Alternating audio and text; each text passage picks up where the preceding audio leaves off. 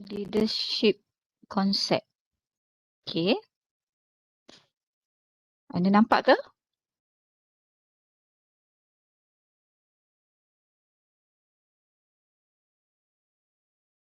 Nampak tak yang saya share? Nampak. Okay. Nampak. Apa yang you all tahu berkenaan dengan leadership?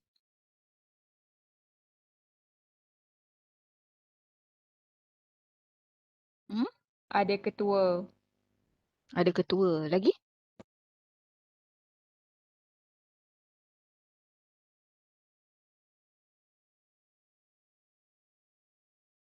Macam ada kerjasama. Kerjasama lagi? Ada tim. Okay. Lagi?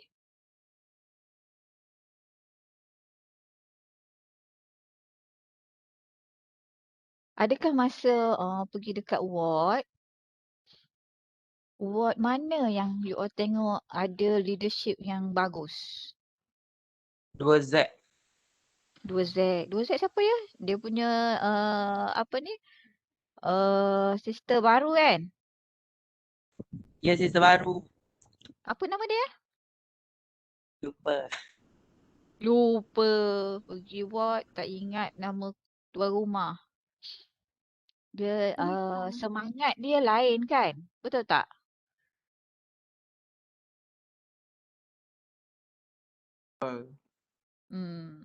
Okay. So, leadership, concept and nursing management. So, this is our objective. At the end, you all understand what is the leadership concept and nursing management. So, the specific outcome, you all able to define leadership, explain the theory of leadership, explain the importance of leadership in management, explain the concept of leadership in management, explain the role of leadership in management, and explain the skill of leadership. So, what is leadership? Leadership, a leader where is one or inspire and motivate action. So, having a can-do personality and strong leadership skill is the key to leading the change. So, leadership adalah interpersonal process which a manager is to influence and guide. The ability to influence and guide workers or staff towards attainment of goal untuk mencapai misi dan visi sebagaimana yang telah kita bincangkan, yang telah saya terangkan yesterday. Okay. So, leadership, the relationship between leadership and management continue to prompt some debate. Although the literature demonstrates the need for both. In terms of good organization, there must be a good and strong leadership role and management. So, leadership is viewed by some as one of management with many functions. Yeah, others maintain that leadership require more complex skills than management, and that management is only one role of leadership. So, walau bagaimanapun, leadership dan management ni dia mempunyai saling kaitan yang sangat rapat lah. So this is the definition of leadership. Leadership is a process where person influence others to accomplish an objective and direct the organization in a way that make it more cohesive and coherent. Okay.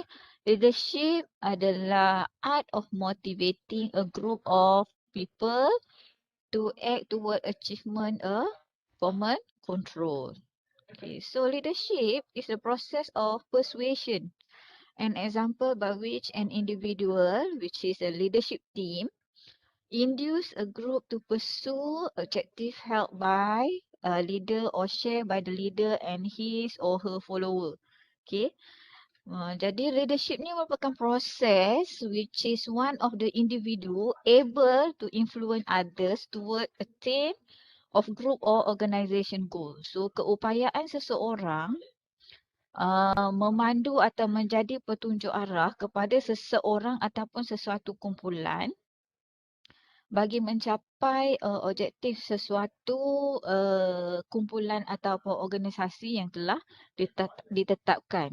Itu adalah skill ataupun gambaran apakah dia leadership. Okay, so management. Management is the manager in which a work is operated, supervision and execution of management policy. So management merupakan manager yang memastikan sesuatu pekerjaan itu berjalan dengan baik, menjadi supervision apa? Pemantau, memantau bagi membolehkan goal dicapai dan memenuhi polisi management. Okay. So management is concerned with the execution of the plan through direct and guidance of employees to attain the predetermined objective. So management merupakan proses kerjasama bersama-sama bagi mencapai objektif yang telah ditetapkan oleh sesuatu organisasi dan berdasarkan kepada perubahan persekitaran dan keadaan semasa. Okay. So terdapat perbezaan di antara management dan juga leadership. So apakah dia perbezaan tersebut? Sukar untuk membezakan di antara pengurusan dan leadership. Dan keadaan ini di antara pengurusan dan leadership ni dianya saling bertukar arah bergantung kepada sesuatu situasi. Okay. Walau bagaimanapun, tiga perbezaan yang ketara adalah terutamanya dari segi role. Role apa ya? Role apa dalam bahasa Melayu ya? Model. Ha? Model. Apa dia? Tak dengar. Peranan.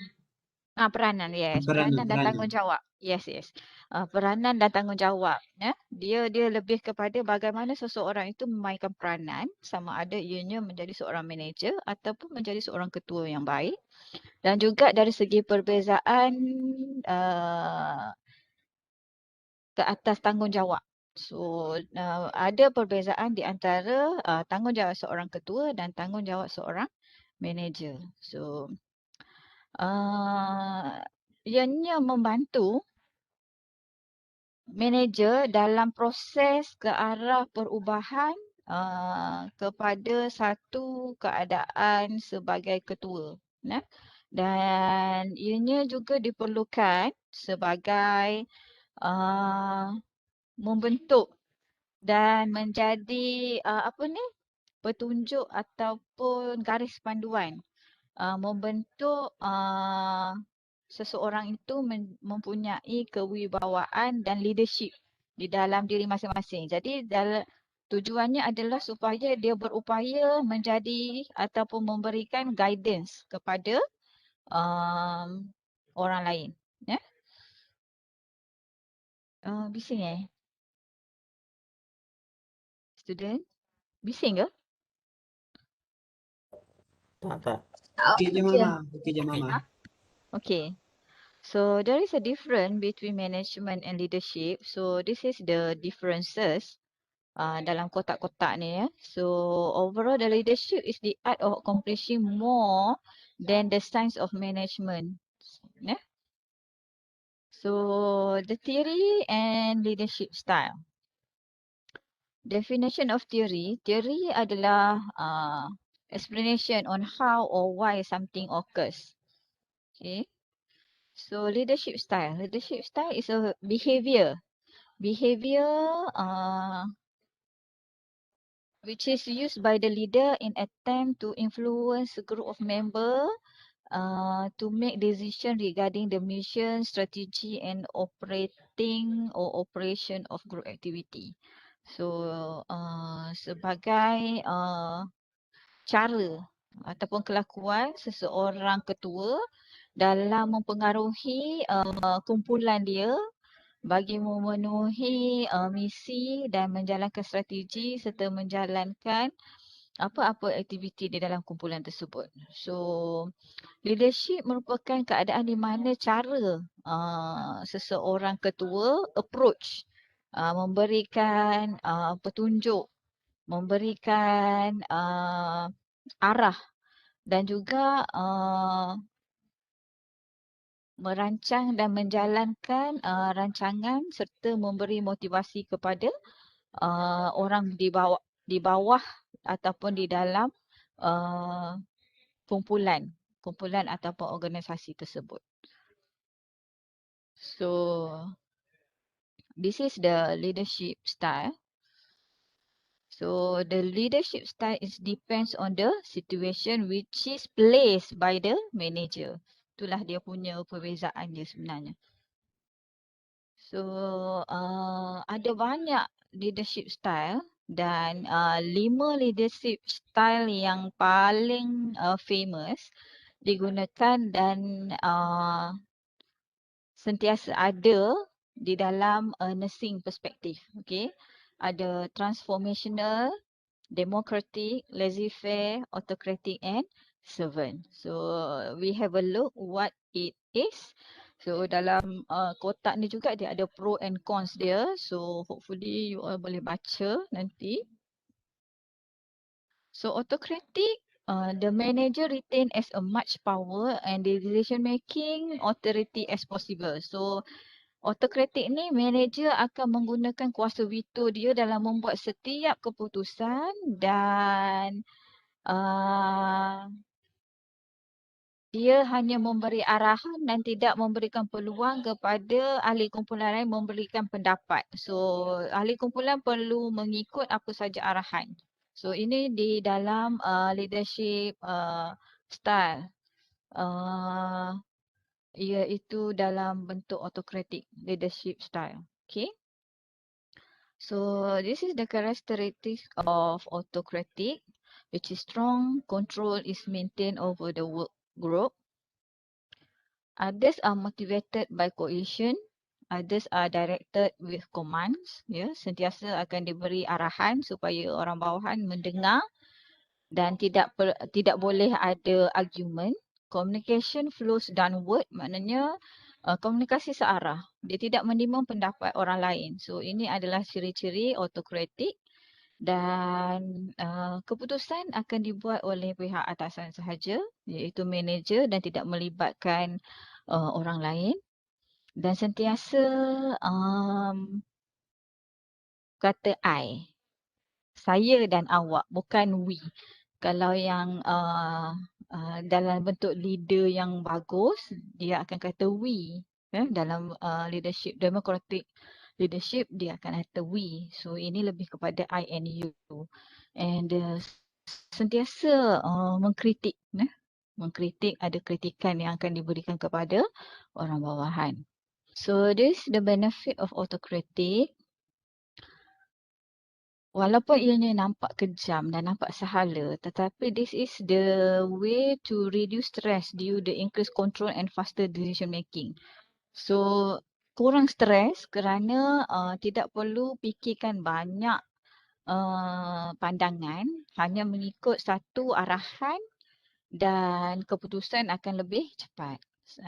Itu adalah salah satu benefit daripada autocratic leadership style. So the disadvantage adalah increased workload to the manager and staff creativity sangat terhad, staff motivation sangat terhad dan autonomy reduce. Maksudnya staff tidak boleh memberikan pandangan. Hanya mendengar arahan dan mengikut arahan sahaja. So bila leadership style ini perlu digunakan, that is why saya kata as a manager, Dia memainkan peranan dengan menggunakan style-style leadership yang 5 tadi berdasarkan kepada situasi. So, situasi menggunakan leadership style, autocratic leadership style adalah apabila staff tersebut merupakan staff yang baru ataupun masa yang pendek yang diberikan bagi memenuhi sesuatu objektif, maka this type of leadership perlu applies to that manager bagi memastikan objektif yang telah ditetapkan tu tercapai. Jadi tak ada banyak perkara yang perlu dibincangkan. Pastikan objektif tersebut tercapai dengan orang bawahan perlu mendengar apa saja arahan yang telah diberikan. Okey. Jadi kalau macam demokratik ni dia ada banyak pandangan. Jadi masa yang diambil untuk menyelesaikan sesuatu tugasan mungkin akan sedikit lambat, kan? So, leadership seterusnya adalah democratic style. Okay, yang ni kan. So, this type of manager consult the others and manager delegate the task to subordinate dan give them full responsibility. So, democratic style ni dia lebih fleksibel. Yang mana ketua akan memberikan tugasan masing-masing ya, kepada ahli kumpulan dan memberikan mereka sepenuh responsibility. So, keadaan begini biasanya kita bagikan apabila ahli kumpulan tersebut merupakan yang telah berpengalaman, yang punya skill yang sangat bagus. Okay. So, kriteria democratic style less control maintain. So, ketua tidak terlalu menjaga dan berada di ruang lingkup sentiasa monitor kepada ahli kumpulan. Dan economic and ego awards used to motivate, biasanya akan dimotivasikan. Contohnya kalau dekat sesuatu kumpulan tu, sekiranya kita berjaya mencapai objektif ini, kita akan berikan kereta dalam bisnes, kan, macam tu. So, others are directed through suggestion and guidance. So, tiada arahan yang diberikan tetapi kepada ahli kumpulan, mereka akan dipandu arah ataupun diberikan petunjuk bagi memenuhi atau mencapai objektif yang telah ditetapkan. Ini adalah kerana ahli kumpulan tersebut mempunyai kemahiran dan telah mempunyai pengalaman masing-masing. So the communication is more to flows up and down, which is there is a two-way communication. Setiap orang boleh memberi pandangan dan ketua boleh menerima pandangan serta membincangkan apa sahaja pandangan yang diberikan. Kelima adalah setiap keputusan akan melibatkan kepada semua ahli kumpulan. Dan apa sahaja yang dibuatkan adalah kita bersama-sama atas kerjasama yang bersama. Dan kritikan yang diberikan adalah sangat membina. Maksudnya apa sahaja kritik yang diberikan akan dipandu arah dengan cadangan-cadangan yang boleh membuatkan sesuatu objektif tersebut tercapai dengan cara yang lebih bagus. Okay. So, the disadvantage-nya adalah decision making yang dibuat adalah mungkin tidak bagus kerana pertama dari segi masa, mengambil masa yang lama disebabkan terlalu mengambil pandangan daripada semua. Kalau kumpulan tersebut besar, maka dia mengambil masa dan mengambil pandangan daripada semua pihak. Okay. Dan of course bila memerlukan pandangan menggunakan consultation daripada ramai orang dan ianya akan mengambil masa yang sangat panjang dan akan menyebabkan tindakan ataupun action bagi mencapai sesuatu objektif itu delay. Okay.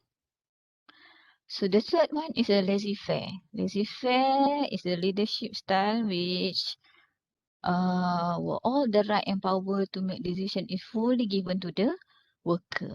Nah, semuanya akan diserahkan bulat-bulat kepada ahli ataupun staf bawahan. So ianya sangat permisif, sangat sedikit ataupun langsung tidak kontrol. Ikutlah apa nak jadi kepada organisasi tersebut. Nah. Dan keadaan organisasi tersebut adalah bergantung kepada kumpulan dia ataupun individu yang berada dalam kumpulan tersebut. Sangat sedikit panduan ataupun direction yang diberikan.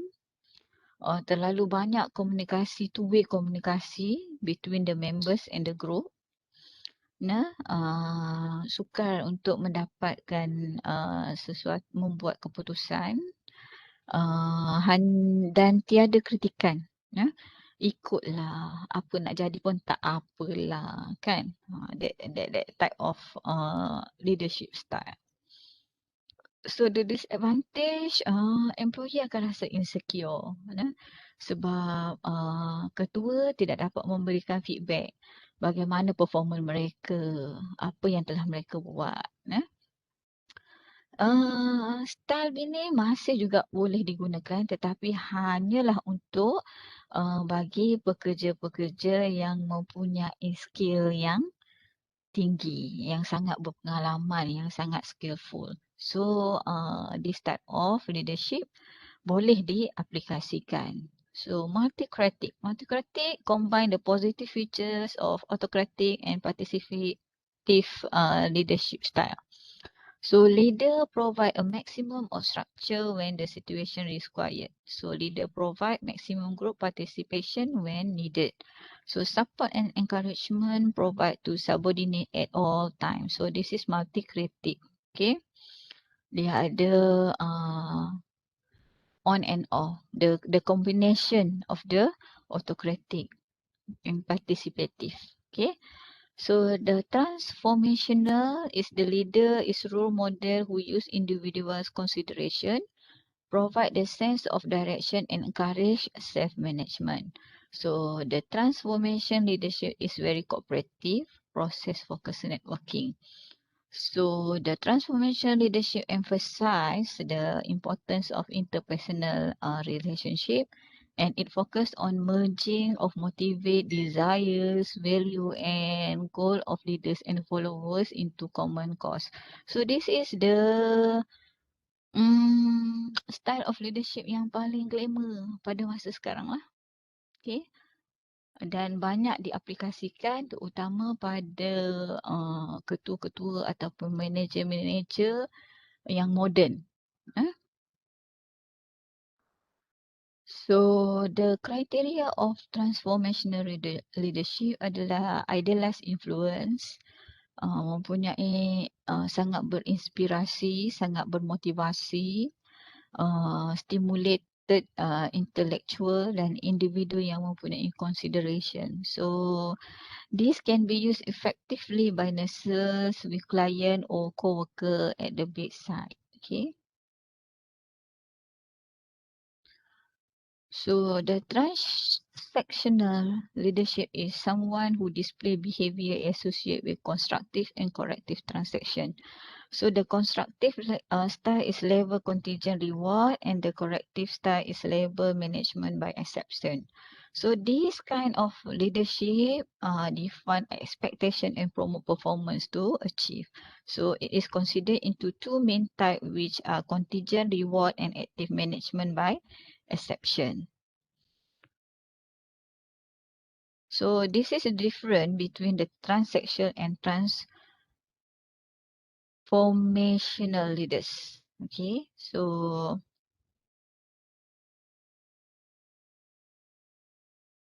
the leadership theories. Because strong management skills are historically valued more than strong leadership skills. the science study of leadership is not begin until 20th century. So, better understanding the leadership, it is necessary to look at how leadership theory has evolved over the last century.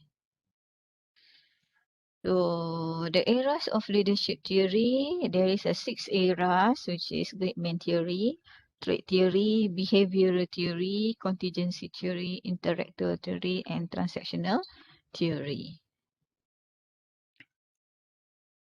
So this is the great man theory where they said the leaders are born, not made. Okay, some are the born great, some people achieve greatness, some people have a greatness thrust upon them.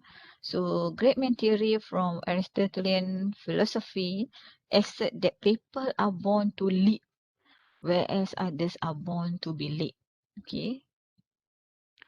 So trait leadership theory is assumed that some people have certain characteristic, which is the charisma seseorang ataupun personality yang membuatkan dia menjadi seorang leader yang baik kepada orang lain. Okay. The contemporary opponents of this theory argue that leadership skill can be developed and are not necessarily inborn. So yang ni macam opposite of the great man theory tadilah. So some theories stated that scientific inquiry has proved these theories are not valid and maintain that leadership required the collaborators more than charisma. So although trait theory have a obvious shortcoming, for example, they neglect the impact of others or situation on the leadership role. So they are worth examining. So the trait leadership ni mendapat argument lah sebabnya ada yang kata the great man theory is more better sebab mengatakan seseorang itu menjadi ketua kerana dia dilahirkan, kerana dia ada ciri-ciri yang memang dah ada. Yang ni pula dia belajar daripada apa yang ada di sekeliling dia. So the behavioral theory pula, they reflect the introduction to the new era which concern with human relation. So major breakthrough occurred when Lewin pada 1961 dan White and Lippitt 1960 isolated common leadership style. This style called authoritarian, democratic and laissez-faire. So dia adalah kombinasi daripada authoritarian, democratic dan juga laissez-faire. Contingency or situational leadership, this focus on particular variable related to the environment that might determine best suit for the situation. According to this theory, no leadership style is best in all situation. Okay, sebagaimana yang saya terangkan pada awal tadi, leadership style ni adalah bergantung kepada situasi. Maksudnya, berdasarkan kepada situasi mana yang bersesuaian menggunakan that type of leadership style. Okay, jadi sebagai ketua ataupun sebagai pemimpin bagi sesuatu organisasi ataupun sesuatu kumpulan, maka seseorang itu perlu mempunyai ataupun berfikiran kritis, critical thinking. Yang mana yang bersesuaian, yang mana ianya boleh memandu kumpulan ataupun organisasi yang dia lead. Okay. So the interactional theory. Teori ini, the leadership behavior is generally determined by the relationship between the leader personality and the specific situation. This is the combination of the personality dan keadaan sekeliling. Nah, so sistem ini defined as a set of objective where relationship between object and between the personal attributes. So system is considered open in exchange matter, energy and information with its environment. So dia ni adalah bergantung kepada diri dia sendiri, personality dia yang mungkin dilahirkan sebagai seorang ketua dan juga bergantung kepada situasi yang berada di sekeliling dia.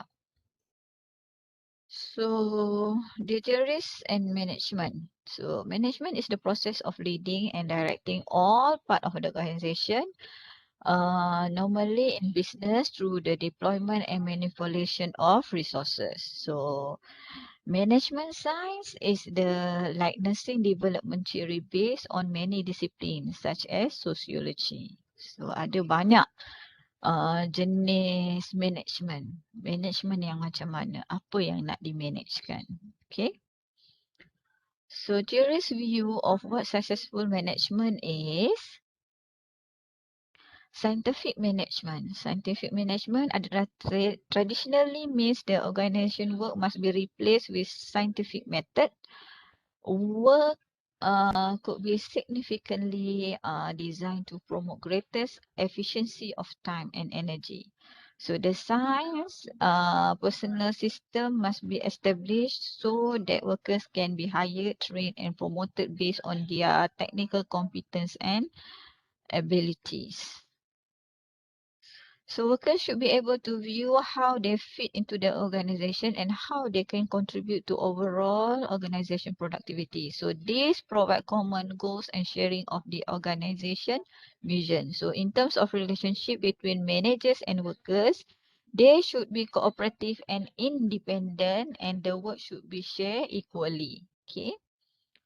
So everybody must take part in terms of how to achieve the goal, okay, the goal of organization goal or the group goal.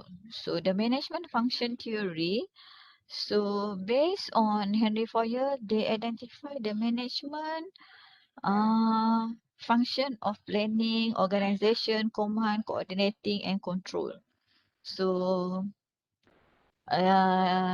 Luda Gulik ni pula dia expand lagi pendapat Henry Fayol yang mengatakan management function mempunyai 7 aktiviti yang melengkapkan apakah ia itu management, iaitu dengan adanya planning, organize, staffing, directing, coordinating, report dan juga budgeting.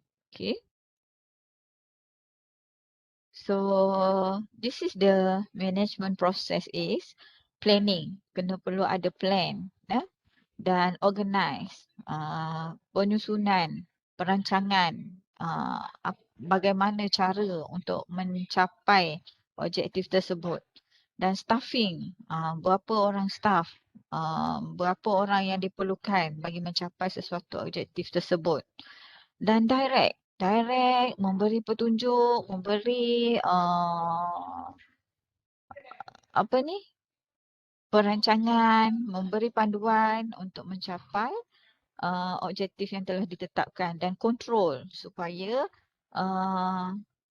ianya di dalam landasan yang betul, supaya semua mengikut dan mencapai objektif yang telah ditetapkan berdasarkan perancangan yang telah ditetapkan.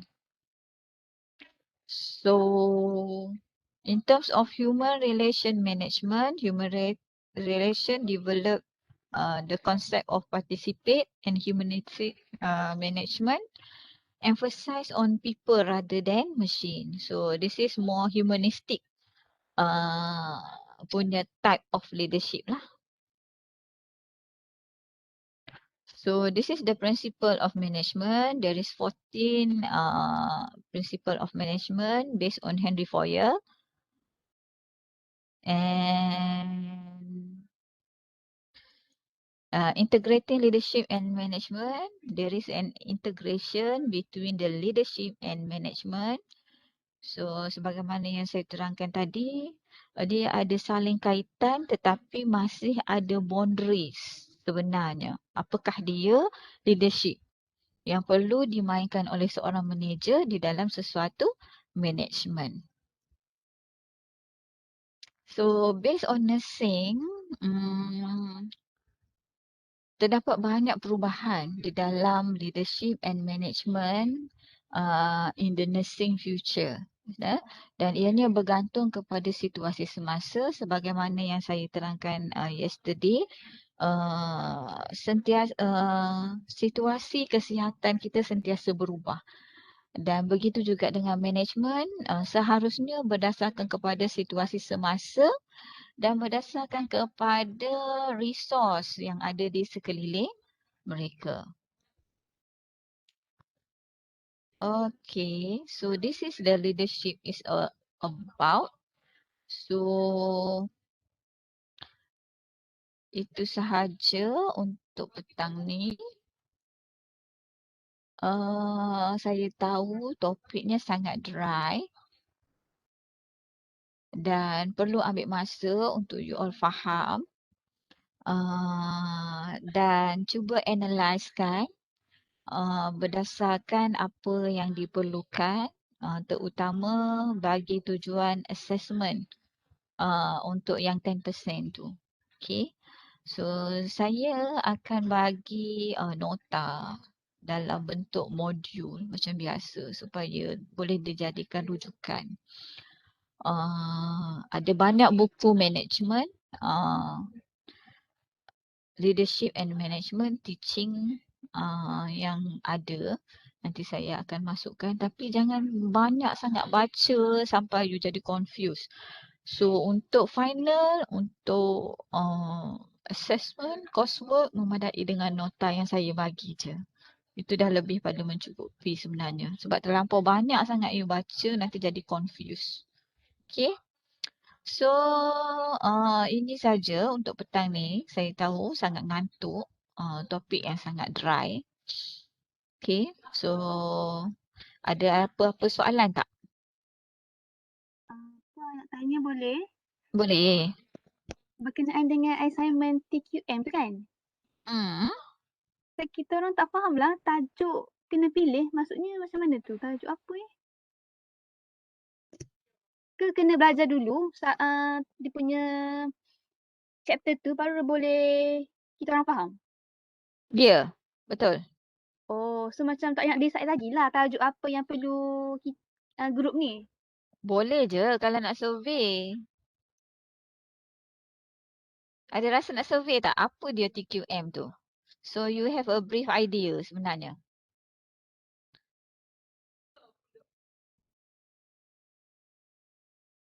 Oh, faham. So kena survey dululah baru kita orang tahu apa tu. Ya, sebenarnya you all kena tengok, kena survey and then bila you dah ada apakah dia TQM, nanti bila Puan Kak Bati ajar, you all akan lebih clear. Sebab TQM ni adalah subjek yang sangat biasa dalam in terms of management. In fact kalau nanti kalau you kerja dengan jabatan kerajaan, masa minggu orientasi, you all akan diperkenalkan dengan apakah dia TQM itself. Ada soalan lagi? Ada doktor. Thank you, Puan. Okay.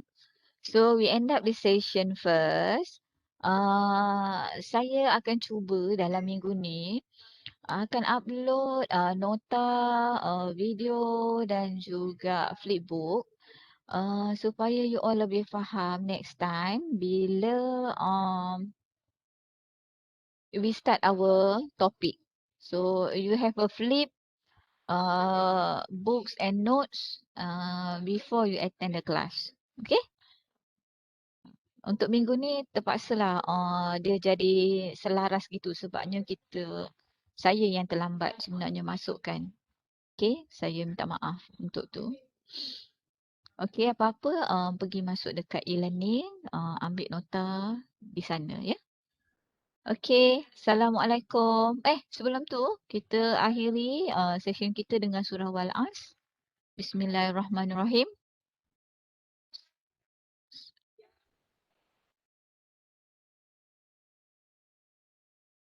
Amin amin ya rabbal alamin. So with that, assalamualaikum. Bye. Sama-sama. Terima kasih Puan. Sama. Terima kasih, Terima kasih, Puan. Puan. Hmm. Terima kasih, Terima kasih, Puan. Puan. Okay. Bye.